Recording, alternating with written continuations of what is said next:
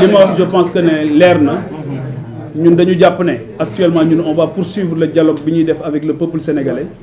di leen lépp loo xamante ni ñoom bëgguñu ko dégg ci jafe-jafe sénégalais yi ñun dinañ leen ko wax lépp luñ bañ a dégg dinañ leen ko wax waaye nag wax dëgg yàlla jàpp nañ ne condition d'un dialogue sincère condition bu fekkee ne dañuy dialoguer pour permettre de façon conjoncturelle régler ay problèmes de façon conjoncturelle ñun dialogue boobu mënuñu cee bokk dialogue dafay structurel dialogue bu ñu koy def réforme dafay structurel réforme du conjoncturel doo tailler c'est-à-dire que il faut qu'on arrête de violer les lois et règlements il faut qu'on arrête de violer les dispositions il faut qu'on arrête de violer la constitution waaw juste pour satisfaire les desiderata d'un homme ou d'une femme ça ne se passe pas comme ça et à chaque fois qu'il y a des velléités pour loolu les Sénégalais se sont dressés et ñun ku ndobin rey sa maam boo gisee lu ñuul daw voilà te encore une fois bi ñu wootee assise de la justice demoon na dara génnu ca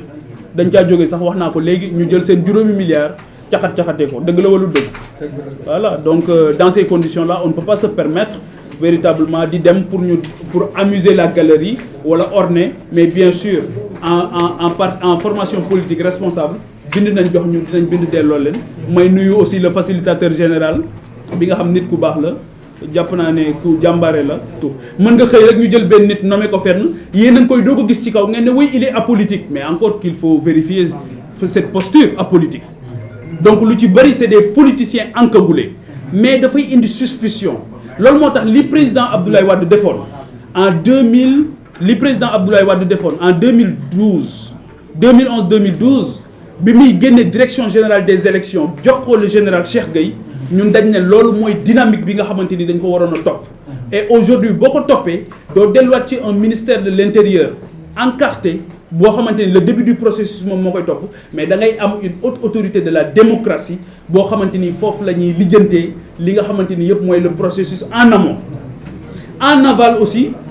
au lieu que ñu am Sénat foofu aussi véritablement ñun on a proposé benn commission électorale indépendante pluri-institutionnelle CEIP dinañ leen jox document bi après boobu aussi moom mooy regrouper véritablement parce que Sénat dafa am ay limites objectives boobu day nekk bu gën a am doole bu gën a indépendante ba nga xamante ni su boobaa aussi sur la sincérité du processus du am débat loolu tamit def nañ ci liggéey boo xamante ni bu am solo la loolu mooy par rapport aux autorités électorales beneen bi nga xamante ni jàpp nañ ne tamit aajo woon nañu soppar ñi ko dëppale ko ak jamono mooy CNRA gis ngeen coow li fa am ku ñu xamante ni koo xamante ni dañ ko nommé ba tey gis ngeen coow li nga xamante ni moom moo fa am elle n'arrive ñu ne ndax dina jël fonction ndax du jël fonction donc y a beaucoup de gens apparemment qui sont samba-ndiaïsés dans le pays donc loolu aussi je pense que ne il faut que ñu jóg ci waaw rétablir véritablement l'autorité du président de la République ba nga xamante ni bu ñu jëlee décision ay quelques nit du ñu taxaw fële rek ne il conteste la décision ñu ne ko yow doo jël fonction loolu tamit kenn xamut lan la donc CNRA aussi dañu bëgg ñu yeesal ko jox ko de véritable pouvoir de sanction équitable ba nga xamante ni dina mën a def liggéeyam donc ñu établir aussi une charte des médias en période électorale avec des obligations de pluralisme parce que souvent damay dégg ñu ne le service public ak le service privé de l'audiovisuel en réalité loolu abus la secteur public moo am ak secteur privé mais tous les médias ont une mission de service public à partir du moment où tu remplis le cahier de charge de l'État que tu bénéficies d'une licence de l'État da nga war a def une mission de service public léegi nag loolu dafay baax ci jamono bu ne mais amoo koo mën di doon ci média que tu sois pour ou contre lu dul dañ la war a imposer un pluralisme au niveau en période de campagne électorale et même bu dul période campagne électorale je pense que le rôle des médias c'est d'être au centre et d'assurer une distribution équitable de la parole loolu jàpp naa ne lu am solo la te ñun beneen bi nga xamante ni aussi jàpp nañ ne jurisprudence ci élection législative yi mooy ñun li ñu delloowaat ci li ñu laaj ci xalaat mooy il faut aussi que ñu instituer le débat dans ce pays surtout ñi nga xam dañu bëgg a jiite Sénégal premier tour mën na facultatif il faut que médias yi góorgóorlu pour organiser ko mais il faut que le débat CNRA mën ko accompagner mais CNRA mënul wax ne les conditions ne sont pas réunies pour un débat donc il y aura pas de débat mais il faut qu'il y ait un débat tey jii même waxuma la loolu sax waxuma sax en période présidentielle waxuma législative ci tête de liste yi mais même dans les mairies dans certaines mairies stratégiques il faut que ñu am aussi la capacité de faire des débats entre ñi nga xamante ni ñoom ñooy concourir au suffrage des Sénégalais ba nit ñi am une lisibilité par rapport ak choix yi ñuy def et loolu dañu jàpp ne premier tour des élections présidentielles ça peut être facultatif mais dañu jàpp ne dañu war a tey jii Sénégal war a avancer ba rendre obligatoire au second tour en cas de second tour le débat entre les deux personnes qui sortent du lot ñooñu moom seen débat farata la war a doon kenn ku ci nekk yëkkati sa xalaat wax li nga xalaat ba nit ñi mën a apprécier li nga xamante ni moom la ñu ki xalaat beneen bi c'est par rapport beneen question bi nga xamante dañ ci xalaat lu bari bind ci aussi delloo ko ñi nga xamante ni ñoom ñoo ñu bind yónnee mooy par rapport ak li nga xamante ni mooy le code électoral ñun dañu jàpp ne le code électoral a été instrumentalisé et modifié au gré des intérêts politiques dégg ngeen fi article 29 am na ay temps journalistes yëpp a maîtriser benn jamono journalistes yëpp a maîtriser article 29 article 30 article 100 article 200 ñëpp ko maîtriser tout ce qui touche yenn saa yi bu ñu nee article 29 sa xel dem ci Karim Wade bu ñu nee article 30 sa xel mën na dem ci Khalifa Sall vice versa parce que dañ doon modifier le code électoral au gré des intérêts politiques loolu moo tax ñun dañu xalaat ne il faut uniformiser les versions et instaurer une version consolidée officielle leneen li mooy la CEDEAO dafa wax ne à 6 mois d'une élection présidentielle mënatuñu laal li nga xamante ni moom mooy les règles du jeu ñun jàpp nañ ne c'est dafa xat trop te mën na nekk source de conflit ñun suñu sañoon dañuy def à 18 mois 1 an 6 mois d'une élection présidentielle kenn dootul laal les règles du jeu ba nga xamante ni dinañ mën a nit ñi seen xel dina ci mën a dal beneen bi aussi mooy ñun jàpp nañ ne y a qu'au Sénégal où on organise les élections pratiquement en début d'année ñun dañu jàpp ne dans toutes les démocraties majeures mën nañ di envisager les élections législatives comme présidentielles en fin d'année loolu ça permet véritablement ñu bañ a ñàkk benn année parce que boo ko defee en début d'année souvent c'est une année morte alors que l'économie n'attend pas le temps ne chôme pas le temps est totalement contre nous donc on ne peut pas accepter de perdre véritablement du temps donc bëgg nañ aussi véritablement que les gens dépolitisent li nga xamante ni moom mooy la justice le remaniement du conseil supérieur de la magistrature ak yu bari yoo xamante ni xalaat nañ ci bind nañ ci dinañ ko mettre à votre disposition mais encore une fois je dois rappeler que nous étions un candidat à l'élection présidentielle et képp koo xamante ni da nga nekk candidat élection présidentielle question yi ñuy interpeller ni tey boo xoolee TDR yi da ngay xam ne lii moom bu fekkee nit xalaatu ci ba pare daal di ñëw ne dafa bëgg a nekk président de la République mooy kooku parewul woon et malheureusement c'est ça qui se passe léegi nag au regard de l'urgence de l'heure au regard du contexte actuel au regard de tout ce que les Sénégalais vivent actuellement ak li ma fi soulever yi nii yëpp ci kii bi ñun jàpp nañ ne moment bi c'est assez compliqué pour mobiliser autant d'énergie nee nga pour réfléchir sur des questions yoo xamante ni jàpp naa ne mën nañ ko jéggi rapidement parce que les questions économiques n'attendent pas et je dois rappeler que fondamentalement nous sommes ñëpp xam nañ ko des gens de paix et de dialogue pourvu que les conditions soient réunies parce que tey jii bi ñu wootee les assises de la justice ñëpp xam nañ ne dama jël sama responsabilité am le mandat de mon parti ma dem ci assises de la justice yi assises yi lan moo ci génn lan lu ngeen mën a teg baaraam moo ci génn booba ba tey dans les tiroirs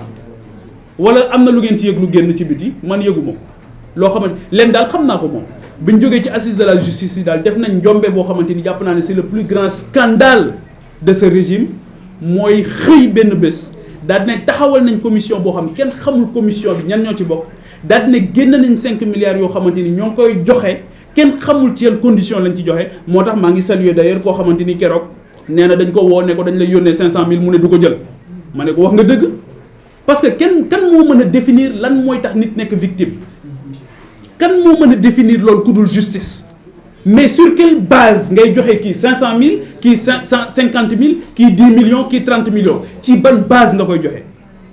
xaalis boobu xaalisu Sénégal la waroon nañu xam fan lañ koy jëlee beneen bi mooy surtout la qualification de victime wax naa ko fi waxaat naa ko fi ki nga xamante ni dafa tëj liggéeyukaayam 1 semaine 2 semaines 1 mois mënta liggéeyi di war a fay ay salaire mais kooku victime la wala du victime victime la. ki nga xamante ni dafa war a faju ji ci hôpital yi tëj ba mu faatu këram parce que mënul dem faju ji parce que transport public amatul kooku victime la wala du victime.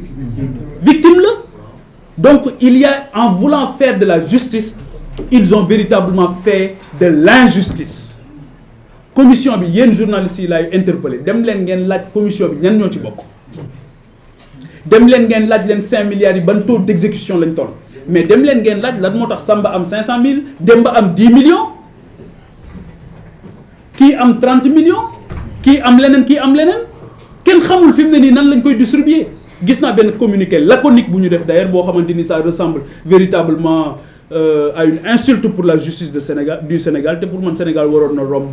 romb foofu donc véritablement loolu aussi maa ngi ciy interpeller la presse di ci interpeller l'État juróomi milliards yi jógewul ci seen poste te avant juróomi milliards yi sax déggoon ngeen 108 millions yoo xamante ni génne woon nañ ko 108 millions yooyu kenn xamul fu mu jaar kenn xamul nan lañ ko distribuer loolu tamit c'est injuste waaw loolu tamit jàpp naa ne war nañ ko xoolaat bu baax léegi nag mbokk yi wax bu jógee xel yi la ñuy laaj pas xol yi xel yi nit ñi déglu ak seen xel man je pense fondamentalement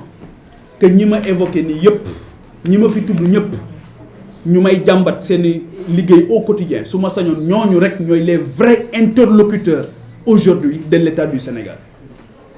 ñi soxla dialogue dëgg mooy taximan yooyu ma wax ñi soxla dialogue dëgg mooy les créateurs de richesse ak d'emploi mooy le secteur privé bi nga xamante ni ñoo ngi jël seeni bagages am na ci koo xamante ni waxtaan nag moom fan yi nee na day quitter dem ci benn dëkk bu jege Sénégal ma ne ko lan moo tax mu ne ma dañu may auditer mais bi ñu koy auditer li ñu ko doon laaj mooy quels sont tes relations, est-ce que tu es ami avec un tel ancien ministre mu indaale son conseiller technique ñu toog ñoom ñaar di débattre avec une commission kenn ci ñoom dagg fële ne ko mais yow li ngay wax ni c'est trop technique mu ne leen mais je suis dans un domaine technique li may wax foog mu technique lan ngeen bëgg que ça soit politique ñu ne ko quelles sont tes relations avec tel ministre tel ancien ministre mais loolu question la vous pensez que c'est sérieux loolu justice la c'est pas de la justice c'est de l'inquisition donc loolu moo tax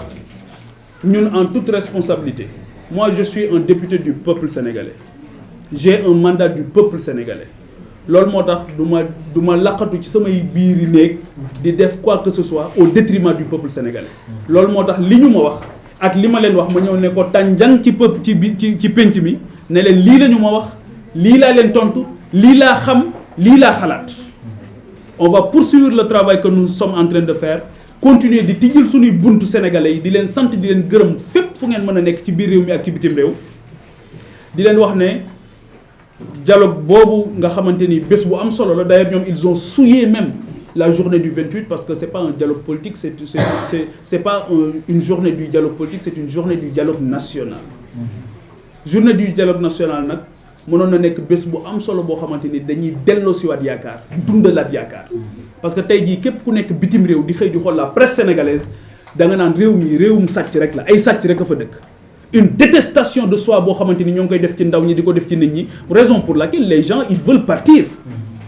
ñëpp ngi bëgg a dem ndaw ñee doon dem waaye léegi mag ñaa ngi takk seen bagage di dem voilà parce que tout simplement nit ñi non seulement dundaloo yaakaaru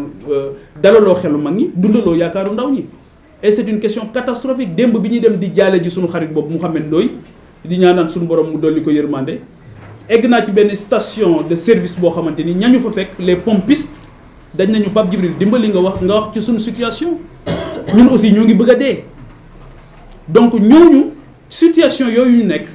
ak seen yaakaar ni mu jeexee ñun dañoo bëgg ñu dundalaat yaakaar yi parce que encore une fois ñi ñu fal ils sont de notre génération te nii ñu nekk di échec mbetteel mu rëy lañ ci am ñun ñëpp nii ñu nekk di échec mbetteel mu rëy lañ ci am te jàll nañ une année boo xamante ni rien n'a été fait xool naa ba sonn keroog benn journaliste laaj na ma ko ne ma at mi ñu romb lan nga ci xalaat duñ def ma ne at mi ñu romb moom le 1er mai bii moo wane liñ ci def keesu néew lañ indi moo tax keroog bi ñuy jël cahier de doléances yi bu ngeen xoolee le langage corporel des autorités nga xam ne ñii nag wax dëgg yàlla seen yaram neexul tey am na ci ku ma dégg sax mu ne añul ma ne ko mais nooy añee ñun ñëpp añ kenn añul